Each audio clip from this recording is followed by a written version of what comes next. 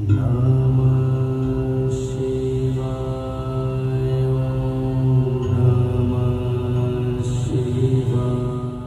जय गुरु जी, नमस्ते गुरु जी, जय गुरु जी टू ऑल। गुरु जी प्यारी संगत, शुक्राना महाराज, आज आपने फिर से ये सौभाग्य दिया कि इतने प्यारे आपके दरबार में यहाँ पर सत्संग शेयर करो। गुरु जी का सत्संग शेयर करना, उनकी वडियाई करना हम जैसे निवाने लोगों के भाग्य में है, ये उनका आशीर्वाद है, वरना हम कौन होते हैं कि उनके तारीफ़ में एक वर्ड भी बोल सकें।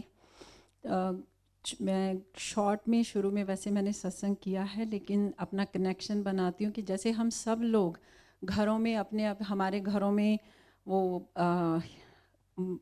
भगवान, हर भगवान देवी देवता की फ़ोटो होती है, तो हम लोग कोई माता का भगत है, कोई कृष्ण जी का, कोई हनुमान जी का। गुरु जी के पास आने से पहले हम किसी न किसी और की भक्ति कर रहे होते हैं। और इसी तरह हमारे घर में भी था, हनुमान चालीसा रिसाइट होता था रोज़, मेरे पापा ज़ोर ज़ोर से करते थे। एंड 5 और 6 इयर्स की एज में I could recite that because just listening to him. And फिर देवी माँ और गुरु जी के पास आने से पहले आई एम सॉरी अगर ये गलत शब्द हो कि कट्टर भगत थी, but I was a pure disciple of Sai. Sai Baba के दरबार में चमत्कार हुए थे मेरे साथ। आई वॉन्ट गो लॉन्ग, जैसे गुरु जी की आज्ञा से होता है कि छोटा करके सुनाई। साईं बाबा की भक्ति मिली थी मुझे उन्हीं के वरदान से, शिरडी के मंदिर में ही। और आई बिकेम, मतलब यहाँ से हर 6 महीने I started going to Shirdi. And जो उन्होंने मुझे ब्लेस किया वहाँ पे, उसके बाद लगता था कि साईं के ऊपर दुनिया में कोई हो ही नहीं सकता। एंड उसके बाद फिर 3 साल के बाद कोविड में गुरुजी के दर्शन हुए। उनके पहले दर्शन यालो चोले में मेरी सिस्टर के घर हुए। एंड एज़ हमारे घरों में सिखाया जाता है कि गुरु किसी के भी हों, उनका सत्कार करना चाहिए। तो as my sisters Guru I use to बो माई हेड टू हिम। सत्संग किया, बड़े मंदिर गई। उस समय कोविड से पहले की बात है एक्चुअली, क्योंकि मैंने 4 डिफरेंट लोगों के साथ लंगर करने का सौभाग्य भी मिला, as guru ji use to bless us all. तो उसके बाद भी बट आई वॉज सेइंग कि एक खींच गुरुजी की तरफ, लेकिन मन में डर कि आई वॉज गिल्टी कि मैं अपने गुरु साईं को छोड़ के अब कहाँ जा रही हूँ। तो ये मन परेशान, लॉजिकल माइंड कहता है वी से ऑल इज़ वन, लेकिन जो आपका दिल होता है वो नहीं मानता।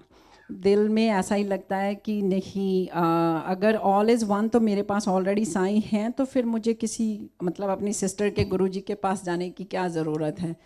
तो ऐसा चलता रहा, लेकिन गुरुजी ने उस समय ब्लेस कर दिया, मतलब अपने लायक बना लिया था साईं के पास भेज के।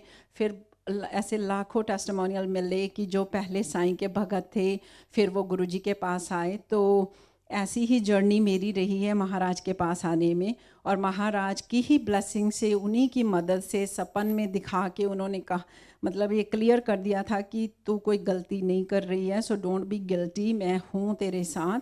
तो स्लोली उस दिन के बाद गुरुजी से प्यार होना शुरू हो गया। और फिर वो महाराज जो हमारे इतने दयालु हैं, जब शुरू शुरू में जोड़ते हैं तो वो छोटे छोटे मिरेकल्स एवरी डे दिखाते हैं। आपके मुंह से निकली हुई बात आपके सामने आ जाती है, तो you know he is with you. वो छोटी छोटी बातें मेरे साथ भी होने लगी। जैसे सत्संग, पहले सत्संग पे पिल्लों पे बहुत बड़ा ओम, फिर एक ओमकार, और फिर बटरफ्लाइज के दर्शन, as we played welcome band, और वहाँ पे बटरफ्लाई और इन द डोर वे। तो ये सब चीज़ें महाराज दिखाने लगे कि अभी मतलब मैं तेरे साथ हूँ।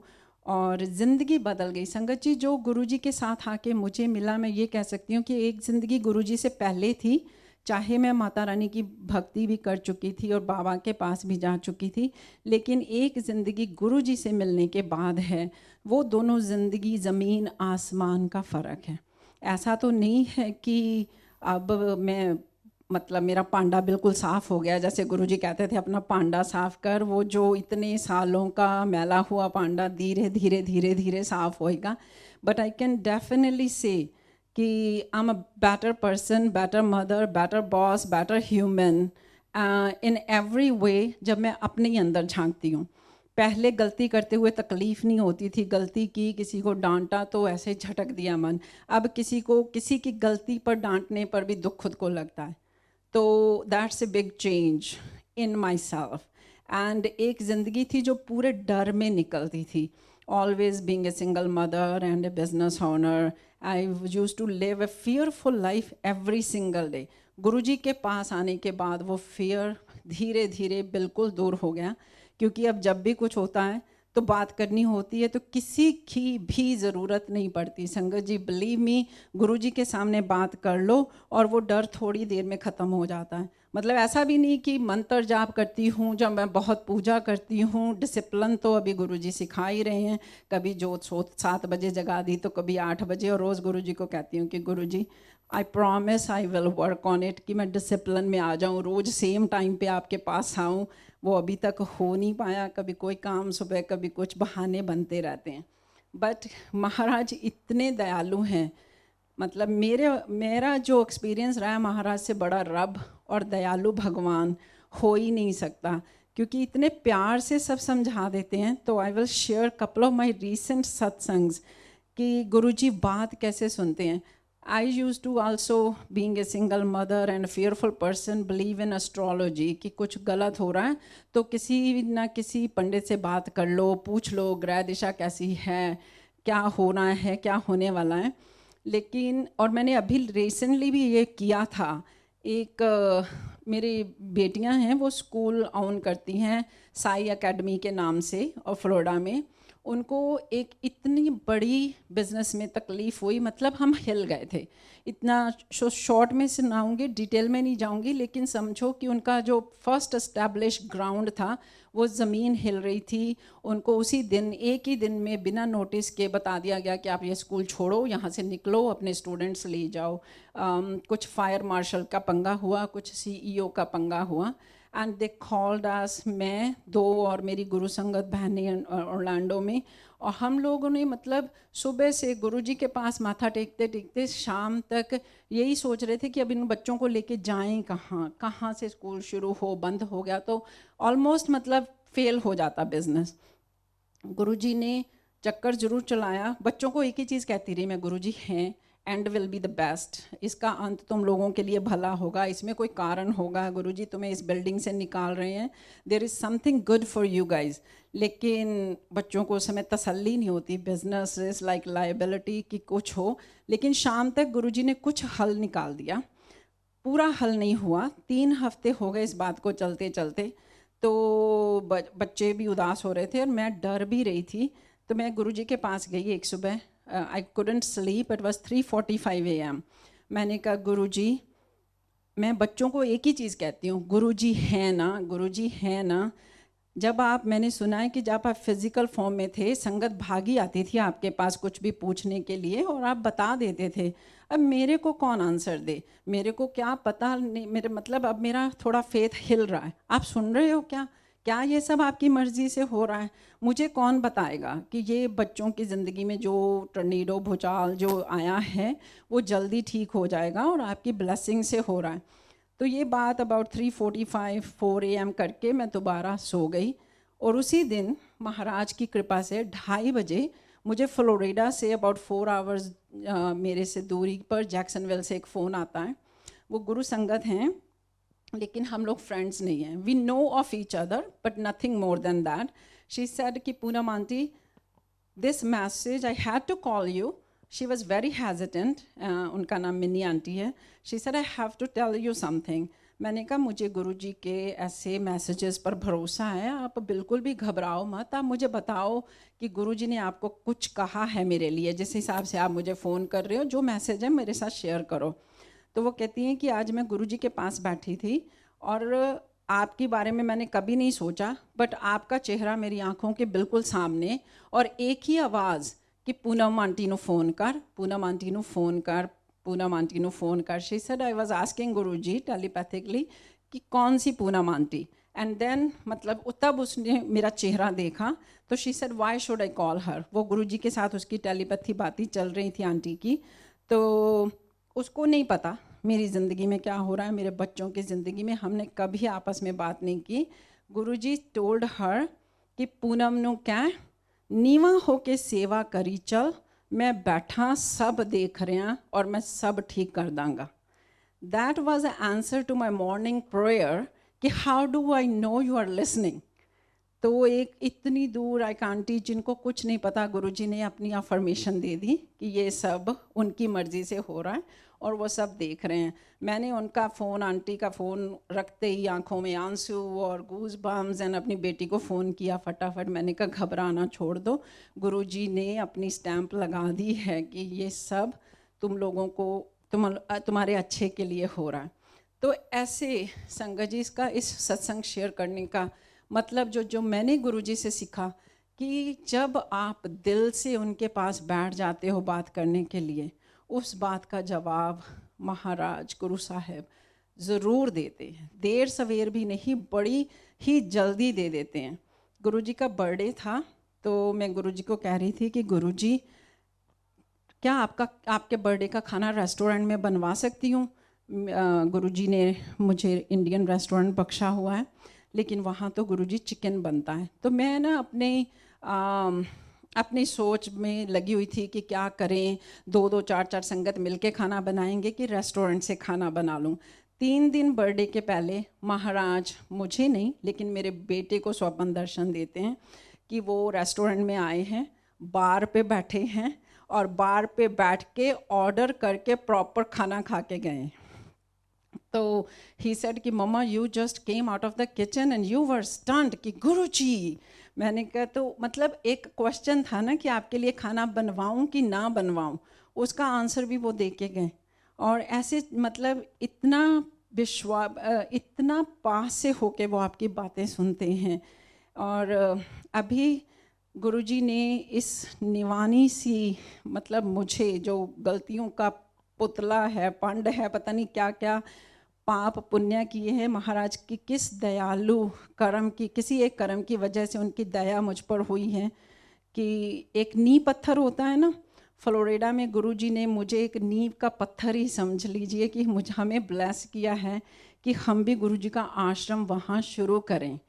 तो यहाँ आके actually I wanted to say to Seema aunty, Aarti Kapoor aunty, आप लोगों से इतना कुछ सीखना है। यहाँ के सेवादार और संगत, मतलब the way you guys run this place is admirable and यहाँ पे जो डिसिप्लिन और शांति, अगर गुरुजी ने कोई बिल्डिंग चूज़ कर ली वहाँ पर, तो सीमा आंटी और आरती आंटी से भी रिक्वेस्ट करेंगे कि प्लीज़ आके हम सबको सिखा के जाएं कि हम भी ये चीज़ कर सकें। So it is really so well done here.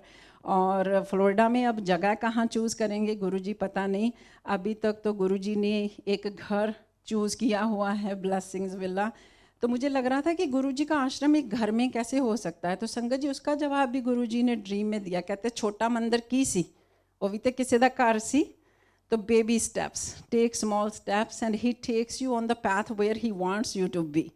And time limited है। एक लास्ट सत्संग में शेयर करती हूँ। उसी घर में गुरुजी इंट्यूशन दे रहे थे कि मंदिर जैसे सीढ़ियाँ चढ़ते फ्रंट दीवार पे उनकी गद्दी लगनी चाहिए।